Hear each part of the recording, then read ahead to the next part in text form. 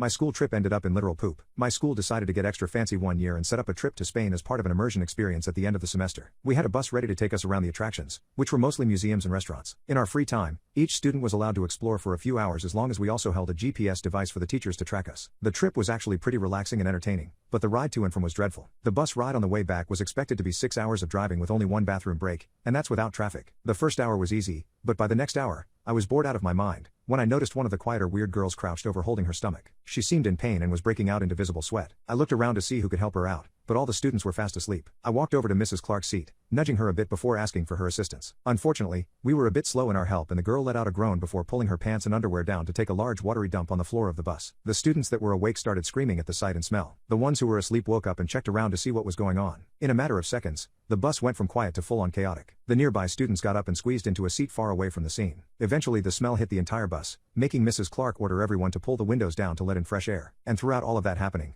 the girl didn't stop releasing her bowels all over the floor, which started to slide around under other seats because of the movement of the bus and the curvature of the road. Mrs. Clark asked the driver to finally pull over to let everyone out while the girl finished her business for another 15 minutes. A few students threw up on the side of the road. The others were calling their parents to explain the situation and asked to get picked up. I was just silent and shocked. My mind kind of hadn't caught up to all that happened. Mrs. Clark eventually stepped off the bus to check on the other kids before calling an ambulance and a backup transportation to pick everyone up. After a few minutes, the emergency team showed up to pick up the girl who looked pale, dehydrated, and in pain. But the absolutely repulsive smell that seemed to follow her made several of us gag in response. After several more minutes, a borrowed bus arrived to take us home, but this time, none of us could fall asleep. Everyone remained silent and traumatized all the way back. At home, I washed my hands and body for an hour, obsessively cleaning every time I recalled the event. I couldn't find the energy to eat that night. The next day at school we received news that the girl is in recovery for something called Whipple's disease, something that she most likely got before the trip because of her visit to her family's old farm. I don't really remember the full medical details, but because of the experience, me and everyone there at the time in the incident planned to never get on another bus again. I mean, if you were me,